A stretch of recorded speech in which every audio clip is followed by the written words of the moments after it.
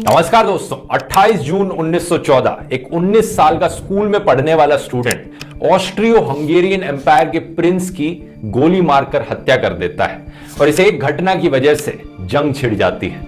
एक ऐसी जंग जो 4 साल तक चलती है, जिसमें 2 करोड़ से ज्यादा लोगों की जानें जाती हैं। एक ऐसी वॉर जिसमें कई एंशिएंट एम्पायर्स खत्म हो जाते हैं। एक ऐसी वॉर जो ढेर सारे कंट्रीज और कॉन्टिनेंट्स पर लड़ी जाती है।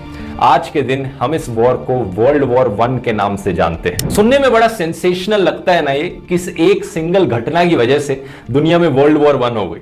अगर हम टाइम मशीन लेकर वापस जा पाते और इस असैसिनेशन को होने से रोक पाते तो क्या दुनिया में कोई वर्ल्ड वॉर नहीं होती? रियलिटी इतनी सिंपल नहीं है दोस्तों। कोई भी इतनी बड़ी जंग एक लंबे कॉम्प्लेक्स चेन ऑफ रीजंस की वजह से होती है और फिर एक ऐसी घटना होती है जिसकी वजह से वो स्पार्क आता है।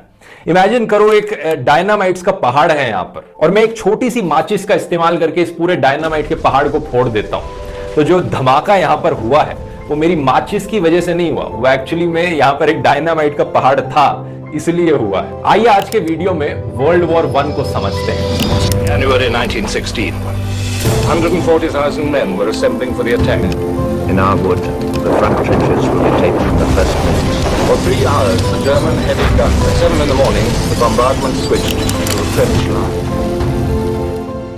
साल 1914 में यूरोप का नक्शा कुछ ऐसा दिखता था। बीच में एक बड़ा सा ऑस्ट्रो हंगेरियन एम्पायर था जो आज के दिन के ऑस्ट्रिया और हंगरी के देशों से कहीं ज्यादा बड़ा है।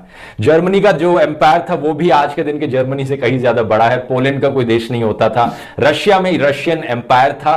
आज के दिन के टर्की में ऑटोमन एम्पायर था। इसके अलावा यूनाइटेड किंगडम और फ्रांस थे। अब इंटरेस्टिंग चीज यह है जाननी दोस्तों कि ज्यादातर यूरोपियन देश उस समय में मोनार्कीज थे, यानी एक राजा महाराजा का राज रहता था वहां पर। इनफैक्ट सिर्फ 3 देश थे यूरोप में जो डेमोक्रेसीज थे, मोनार्की नहीं थे। फ्रांस, स्विट्जरलैंड और सान मरीनो। अब ईस्टर्न यूरोप में कुछ देश हैं जैसे कि सर्बिया, बोस्निया, रोमेनिया और बुल्गारिया। इन्हें हम बाल्कन कंट्रीज कहते हैं। याद रखना ये हमारी कहानी में काफी इंपॉर्टेंट है।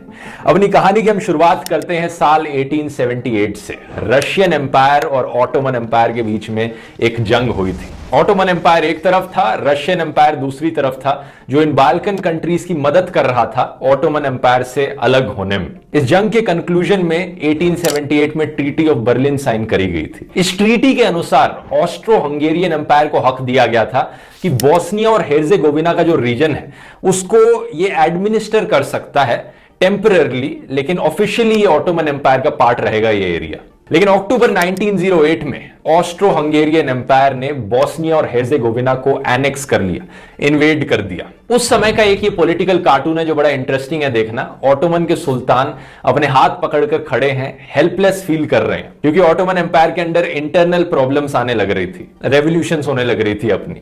इस समय में बुल्गारिया आजाद हो गया ऑटोमन एम्पायर से, जो आप बीच में देख सकते हैं, एक इंडिपेंडेंट देश बन गया। लेफ्ट पर आप देख सकते हैं कि ऑस्ट्रियन महाराजा फ्रांस जोसेफ बोस्निया और हेर्जेगोविना देश को भी छीनने लग रहे हैं, फाड़कर मैप से छीनने लग रहे हैं। अब ये जो बोस्निया और हेर्जेगोविना का देश है ये 400 साल तक ऑटोमन राज के अंदर रहा, लेकिन आजादी मिलने की जगह अब यहां पर एक और एम्पायर ने आकर इसे कैप्चर कर लिया। ऑब्वियसली जो बोस्निया में रहने वाले लोग हैं वो इससे बहुत गुस्सा थे, वो आजाद होना चाहते थे।